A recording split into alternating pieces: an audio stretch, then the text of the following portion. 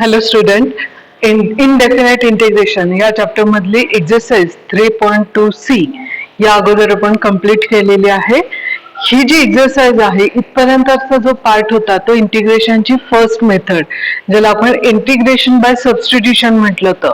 आपण सुरुवातीला जेव्हा इंटिग्रेशन चालू केलं होतं त्यावेळेस इंटिग्रेशनच्या 3 मेथड्स बघितल्या होत्या. टोटल हा चॅप्टर 3 मेथडच्या फॉर्म मध्ये आहे. त्यातला जो पहिला पार्ट होता तो होता इंटिग्रेशन बाय सबस्टिट्यूशन मेथड. हा आता आपण कंप्लीट केलेला आहे. यातला जो दुसरा पार्ट आहे इंटिग्रेशनचा तो आहे इंटिग्रेशन बाय पार्ट, ज्याच्यामध्ये दोन फंक्शनचं जेव्हा मल्टिप्लिकेशन असतं, दोन वेगवेगळे फंक्शन जेव्हा मल्टिप्लिकेशनच्या फॉर्म मध्ये असतात आणि एकमेकांच्या डेरिव्हेटिव्हच्या फॉर्म मध्ये ती टर्म दिसत नाही आपल्याला, अशा केसला हे जे फंक्शन्स आहेत ते सॉल्व्ह करण्यासाठी integration by part he method use केली जाते. आणि या मेथडनुसार आपल्याला जे पुढचे सिम्प्लिफिकेशन आहे ते पण करायचे. ते करत असताना मागचं काहीच विसरायचं नाही. म्हणजे सबस्टिट्यूशन सुद्धा काही एक्झाम्पल मध्ये तुम्हाला करायचे. जे एक्झाम्पल्स जे आहेत ते सॉल्व्ह करत असताना बाय पार्टचे जरी एक्झाम्पल्स असले तरीही तुम्हाला सबस्टिट्यूशन मेथड काही एक्झाम्पल साठी यूज करावं लागेल. पहिले सबस्टिट्यूशन मेथड होईल आणि मग इंटिग्रेशन बाय पार्टची जी थेरी आहे ती आपल्याला यूज करावी लागेल. त्यामुळे मागचं सर्व कॅरी फॉरवर्ड करून आपण पुढचं जे आहे ते पुढचं मेथड बघूया, इंटिग्रेशन बाय पार्ट. जसं मी मगाशी सांगितलं की बाय पार्ट म्हणजे काय की ह्याच्यामध्ये एक दोन फंक्शनचं जेव्हा मल्टिप्लिकेशन असेल तेव्हा ते मल्टिप्लिकेशनचं इंटिग्रेशन कसं करायचं या संदर्भात एक थेरम दिलेला आहे. तो थेरम इथं मी लिहून काढलेला आहे. आता फक्त आपण एक्सप्लेन करू. हा थेरम 2 ते 3 मार्कांसाठी परीक्षेला विचारला जातो, त्यामुळे महत्वाचा आहे. त्या थेरमचा यूज करून आपल्याला प्रॉब्लेम जे आहेत पुढचे एक्सरसाइजचे 3.3 मधले ते सॉल्व्ह करायचे. आणि थेरमचं जे स्टेटमेंट आहे इंटिग्रेशन बाय पार्टच्या थेरमचं स्टेटमेंट आहे, if u and v are two differentiable function. U आणि व्ही दोन्हीही डिफरन्शिएबल फंक्शन आहे आणि ते व्हॅल्यू कशा ऑफ एक्स कुणाशी डिफरन्शियल आहे ते तर एक्स ची डिफरन्शियल आहे. आणि मग जर त्याचं इंटिग्रेशन घेतलं यू इंटू व्ही च्या फॉर्म मध्ये, ते जर दोन टर्म्स मल्टिप्लिकेशनच्या फॉर्म मध्ये असतील, यू वेगळं फंक्शन आणि व्ही वेगळं फंक्शन, असे दोन फंक्शनचं मल्टिप्लिकेशन विथ रिस्पेक्टिव्ह एक्स असं जर घेतलं आणि ह्याचं इंटिग्रेशनचा जर फॉर्म कन्सिडर केला आपण तर ते इंटिग्रेशन येतं. वाचताना हे असंच वाचायचं, first function as it is, you वगैरे व्ही असं न म्हणता first function into second function हे असंच पाठ करायचं. आणि बोलताना फॉर्म्युला पाठ करताना हा असाच करायचा, first function as it is integration of second minus integration derivative of first integration of second into dx. या पद्धतीनेच ही टर्म पाठ करायची आणि त्या पद्धतीनेच प्रॉब्लेम जे आहेत ते आपण नंतर सॉल्व्ह करूया.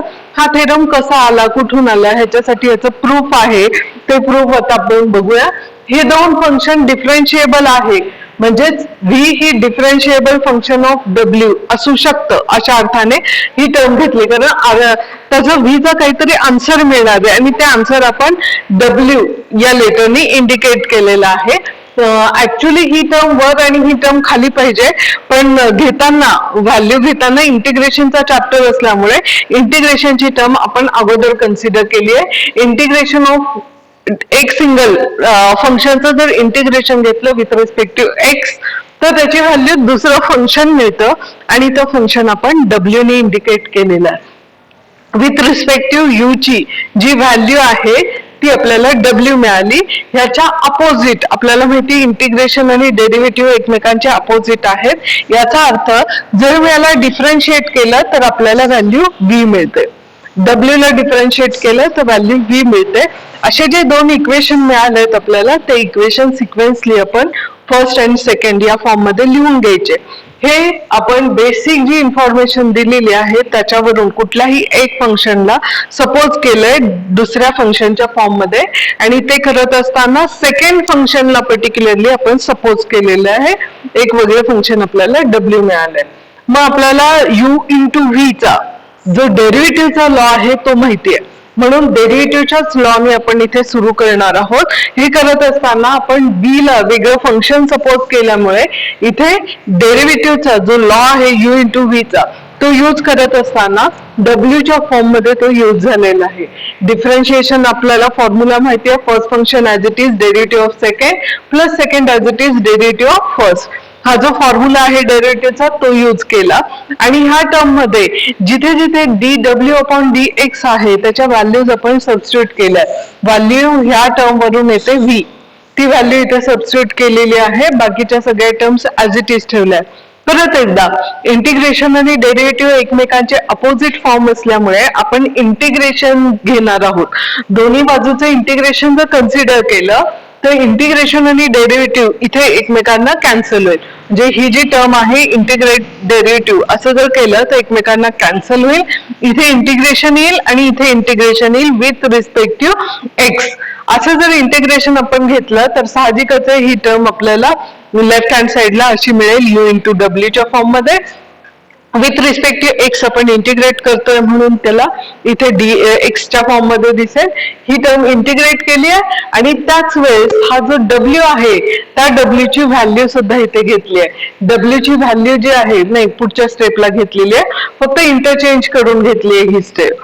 म्हणजे टर्म इंटरचेंज करण्याचं एकच कारण आहे की बऱ्याच वेळेस डीएक्स ला डीएक्स जो आहे तो शेजारी शेजारी दिसतो, फक्त एवढंच रिझन आहे.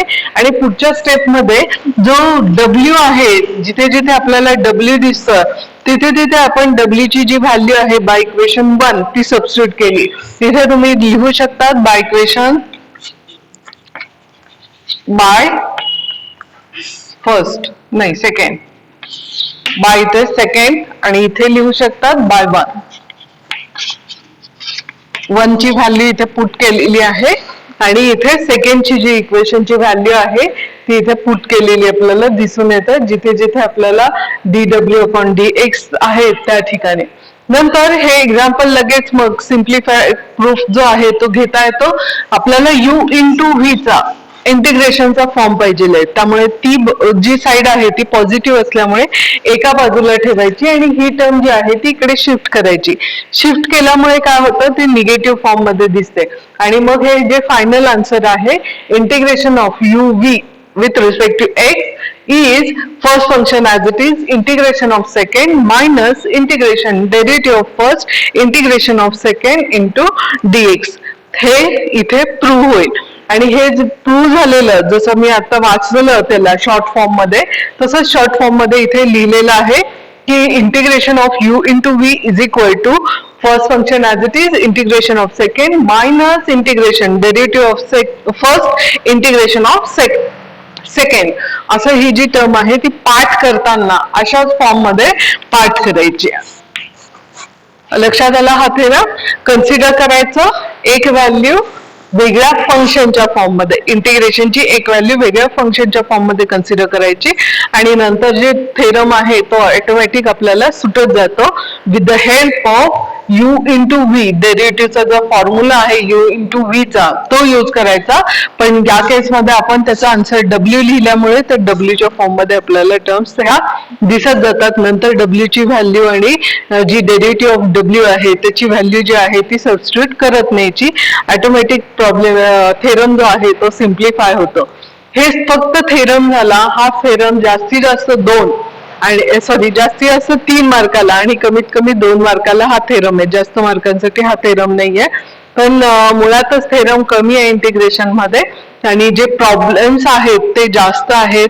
जे प्रॉब्लेमचे सोल्युशन सॉल्व्ह करण्यासाठी फॉर्म्युलेज लागतात आपल्याला, त्या फॉर्म्युल्यांच्या व्हॅल्यूज ज्या आहेत त्या व्हॅल्यू सुद्धा आपल्याला प्रूफ म्हणून म्हणजे थेरमचं प्रूफ म्हणून त्या थेरी म्हणून आपल्याला करता येतात, जसं मागच्या फॉर्म्युल्यांमध्ये आपण बघितलेलं आहे.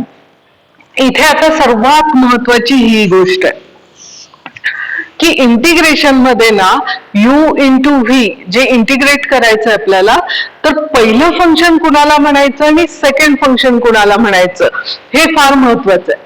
पहिलं फंक्शन आणि दुसरं function, first function and second function. हे कुणाला सपोज करायचं, सिक्वेन्स काय असला पाहिजे. कारण काय होतं, डेरिव्हेटिव्ह मध्ये आपण एक कुठला तरी कॉन्स्टंट ठेवून दुसऱ्याचा डेरिव्हेटिव्ह घेत जातो, त्यामुळे काही सिक्वेन्स इथे मॅटर करत नाही डेरिव्हेटिव्ह साठी. इंटिग्रेशन मध्ये मात्र तो मॅटर करतो, कारण आता इथे आपण सेकंडच फंक्शनचा इंटिग्रेशन करणार आहोत, फक्त सेकंड फंक्शनलाच इंटिग्रेट करणार आहोत. सेकंड फंक्शनचं इंटिग्रेशन, सेकंड फंक्शनचं इंटिग्रेशन.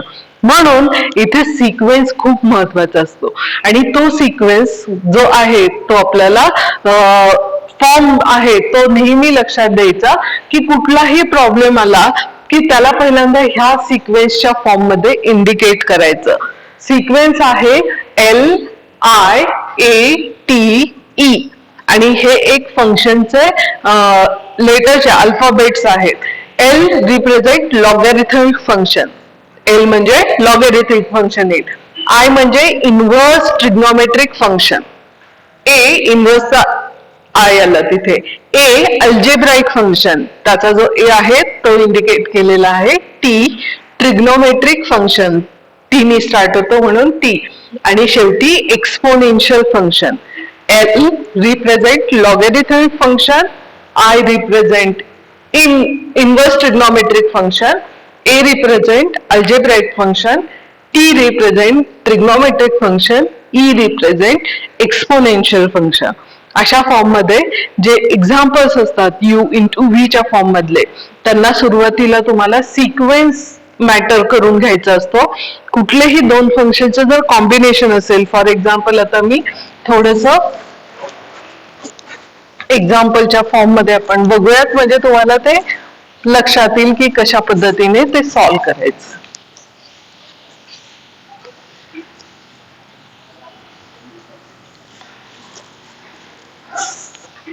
फॉर एक्झाम्पल एखादी फंक्शनची व्हॅल्यू असेल sine inverse of x into e raise to x, असं जर असेल गिवन प्रॉब्लेम मध्ये, साहजिकच आहे ह्या गिवन प्रॉब्लेम मध्ये इनव्हर्स ट्रिग्नोमेट्री एक दिसते, एक्सपोनेन्शियल फंक्शन एक दिसतं. म्हणजे आपल्याला हे सिक्वेन्स नुसार पहिल्यांदा काय यायला पाहिजे हे लक्षात यायला पाहिजे. पहिल्यांदा काय पाहिजे, इनव्हर्स ट्रिग्नोमेट्री, आणि एक्सपोनेन्शियलची जागा कशी आहे त्याची शेवटची आहे. जे फर्स्ट प्रेफरन्स आपल्याला कशाला द्यायला पाहिजे, sine inverse x into e raise to x into dx. अशा पद्धतीने ती रिअरेंज करायची व्हॅल्यू. हे जर असं दिलं असेल तर त्याला पहिल्यांदा असं अरेंज करून घ्यायचं, किंवा अरेंज नंतर नंतर नाही केलं तरी चालतं. डायरेक्ट तुम्हाला सपोज करता येतं की पहिला फंक्शन हा आहे नंतरचं फंक्शन हा आहे, मग फॉर्म्युला जो आहे तो डायरेक्ट यूज केला तरी चालतो. पण नेहमी सिक्वेन्स चेक करूनच तुम्हाला प्रॉब्लेम सॉल्व्ह करायचे आहेत. सिक्वेन्स चेक करण्यासाठी परत एकदा एखादी फंक्शनची जर व्हॅल्यू असेल log of x into e raise to x, आता ह्याच्यामध्ये सिक्वेन्स कसा आहे, logarithmic function, exponential function. Log अगोदरच आहे आणि एक्सपोनेन्शियल शेवटीच आहे, याचा अर्थ हे गिवन प्रॉब्लेम बरोबर दिलेला आहे, ह्याला इंटरचेंज करायची गरज नाही. सिक्वेन्स जसा असेल तसाच. For example x square into log x, अशी जर टर्म असेल x square into log x, so x square म्हणजे अल्जेब्राइक फंक्शन, लॉग म्हणजे लॉगॅरिथमिक फंक्शन. चेक करा सिक्वेन्स, आपल्याला लॉग अगोदर लागतो आणि नंतर अल्जेब्रा लागतो, म्हणजे ह्याला चेंज करून घेण्याची गरज आहे. Log x into x square into dx, आणि नंतर प्रॉब्लेम सॉल्व्ह करायला घ्यायचा. सो सिक्वेन्स कंपल्सरी चेक करावा लागतो प्रत्येक प्रॉब्लेम मध्ये. काही ठिकाणी तो करेक्ट असेल, काही ठिकाणी तो आपल्याला चेक करून घ्यावा लागतो आणि नंतर सॉल्व्ह करावा लागतो. फॉर्म्युले नंतर यूज होतात. या पद्धतीचे जे प्रॉब्लेम्स आहेत ते आता आपण सॉल्व्ह करूयात. एक्सरसाइज 3.3 या एक्सरसाइज मधले साहजिकच आहे, पहिले सगळे जे प्रॉब्लेम्स आहेत ते एकदम सोपे आहेत. नंतर नंतर मात्र त्याची डिफिकल्टी लेवल जी आहे ती वाढत जाईल, आणि ती वाढत असताना तुम्हाला एक गोष्ट अजून लक्षात घ्यायची की सबस्टिट्यूशन मेथडला सुद्धा विसरायचं नाही. बेसिक जे इंटिग्रेशनचे फॉर्म्युलेज आपण पहिल्या 2-3 लेक्चर मध्ये बघितले होते, त्या फॉर्म्युलांचा आता इथे जास्त यूज केला जाईल. कारण इंटिग्रेशन आपण म्हणतो जे व्हीच ते व्हीचं जे इंटिग्रेशन आहे ते सोप्या टर्मचं इंटिग्रेशन असतं. काहीच केसमध्ये तुम्हाला वेगळं काहीतरी करून घ्यावं लागेल त्याला, अदरवाईज ते एकदम सोप्या फॉर्म मध्येच दिलेलं असेल. ठीक आहे, एक्सरसाइज बघूया 3.3.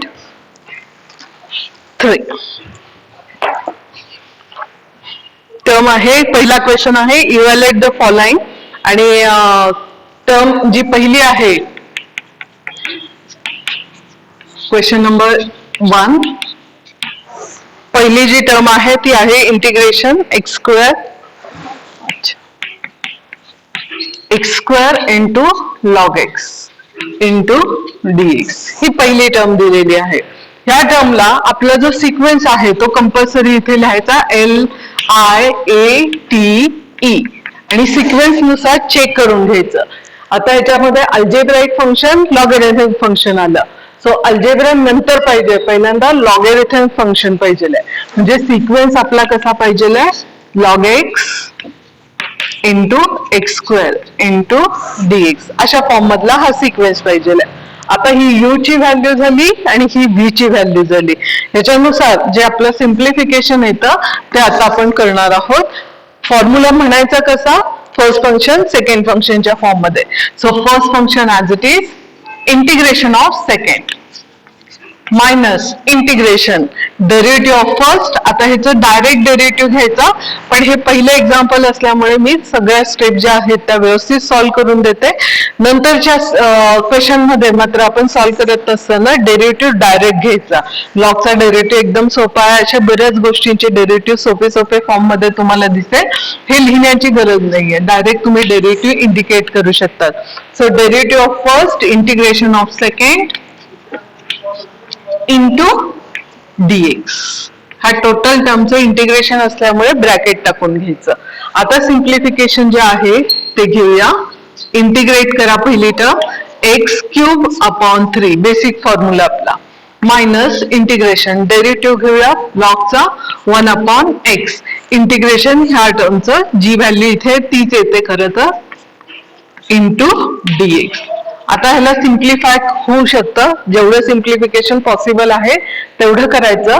कॉन्स्टंटला नेहमी इंटिग्रेशन साइनच्या बाहेर इंडिकेट करायचं. हे पहिली जी टर्म आहे ती ऑलरेडी सिम्प्लिफाय झाली आहे, तिला फक्त नीट लिहून काढूया. -1/3 आणि इथे स्क्वेअर शिल्लक राहील इंटू डीएक्स. सिम्प्लिफिकेशन झालंय. आता जी व्हॅल्यू आहे इंटिग्रेशनची एकच सेकंड टर्मला, ती सिम्प्लिफाय करायची आहे. तेवढ्याचा फॉर्म्युला जो आहे तो सोपा असल्यामुळे तो घेऊया. ती व्हॅल्यू येईल x³/3. सर्व इंटिग्रेशन कम्प्लीट झालं की नंतर जो इंटिग्रेशन कॉन्स्टंट आहे तो इंडिकेट करायचा. तोपर्यंत इथे इंटिग्रेशन कॉन्स्टंट इंडिकेट करायचा नाही. आता फक्त एक स्टेज की इथे आपल्याला कॉमन घेता येतं, तो कॉमन काढला. x³ कॉमन जर काढला तर पहिली टर्म राहील लॉग एक्स -1/3 प्लस सी, आणि हेच आपलं फायनल आन्सर जे आहे ते येईल. सो आन्सर कसं कॅल्क्युलेट केलं आपण, सिक्वेन्स चेक केला. सिक्वेन्स चेक झाल्यानंतर u इंटू व्ही चा जो इंटिग्रेशनचा फॉर्म्युला आहे तो यूज केला. ते करत असताना सेकंड टर्म फर्स्ट टर्मचा जो डेरिव्हेटिव्ह घेतो आपण तो नंतरच्या स्टेप मध्ये आपण डायरेक्ट घेणार आहोत. इंटिग्रेशन ज्या टर्मचं इथे लिहितंय तीच टर्म इथे पण इंडिकेट केली तरी चालते, तीच येते. ऑफकोर्स तीच येते. व्हॅल्यू जी आहे ती सिम्प्लिफाय करायची, नंतर फक्त सेकंड टर्म सिम्प्लिफाय होईल. फर्स्ट टर्म ऑलरेडी आपल्याला इंटिग्रेशनची व्हॅल्यू जी आहे ती मिळालेलीच असते, त्यानुसार सिम्प्लिफिकेशन कम्प्लीट करायचं. यावेळी जिथपर्यंत पॉसिबल होईल तेवढं सिम्प्लिफिकेशन जे आहे ते करायचं. याच वेळी पुढचे जे एक्झाम्पल्स आहेत ते आपण आता पुढच्या तासाला जे आहे ते सॉल्व्ह करूया. हे जे एक्झाम्पल्स आहेत ह्याच्यासाठी बेसिक जे फॉर्म्युलेज आहेत इंटिग्रेशनचे ते लक्षात घ्या. त्या बेसिक फॉर्म्युल्यानुसार जी टर्म येते ती टर्म सिम्प्लिफाय करा. त्या सिम्प्लिफिकेशन मध्ये थेरम जे आहेत ते किंवा मागचे जे फॉर्म्युलेज आहेत ते पण नीट बघा.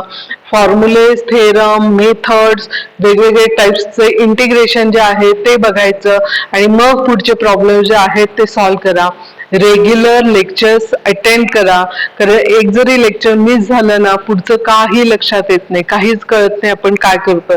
ज्यांनी हे बघितलं असेल त्यांनाच पुढचं लक्षात येईल, ज्यांना हे स्किप केलं असेल ज्यांनी, त्यांना पुढचं तर काहीच लक्षात येणार नाही. त्यामुळे सिक्वेन्स जो आहे ना, डेरिव्हेटिव्ह इंटिग्रेशन या चॅप्टर मध्ये सिक्वेन्सच खूप महत्वाचा आहे. सिक्वेन्स लक्षात आला ना, आणि मग पुढचे एक्झाम्पल्स ऑटोमॅटिक सोपे वाटत जातात. फॉर्म्युले जे आहेत ते फॉर्म्युले एकदम पक्के पाहिजे. झोपेत जरी विचारलं ना तरी सांगता आलं पाहिजे, इतके ते फॉर्म्युले पक्के असले पाहिजे. फॉर्म्युले पक्के असणं, कन्सेप्ट क्लिअर असणं, याच्यावरच हा जो पेपर 2 आहे तो डिपेंड आहे. बाकी काही नाही. प्रॉब्लेम एक घेतला ना 100 असेच सॉल्व्ह करायचे. मेथड कुठेच बदलत नाही, फक्त टर्म्स बदलतात. मेथड तीच राहते की पहिले चेक करा, नंतर इंटिग्रेट करा, नंतर त्याचं सिम्प्लिफिकेशन करा. ह्याच मेथड राहणार, ह्याच्यामध्ये बदल काही होणार नाही. पण ना स्टिक असलं पाहिजे आपल्याला, फॉर्म्युला कळली पाहिजे, मेथड. आणि हे करण्यासाठी अभ्यास हा करावाच लागतो. फॉर्म्युले हे पाठ करावेच लागतात. ते सगळे फॉर्म्युले रोजच्या रोज लिहून काढा, कन्सेप्ट व्यवस्थित समजून घ्या, सिक्वेन्सली लेक्चर अटेंड करा. सिक्वेन्स मी देताना पर्टिक्युलरली नंबर वाईज देते, त्यामुळे ते नंबर पण लक्षात घ्यायचा आणि त्यानुसार लेक्चर्स अटेंड करायचे. सगळे लेक्चर्स लिहून ठेवा व्यवस्थित. आता ह्याच्या नंतरचे जे एक्झाम्पल्स आहेत, क्वेश्चन 1 मधले पुढचे जे एक्झाम्पल्स आहेत ते आपण पुढच्या लेक्चरमध्ये बघूया.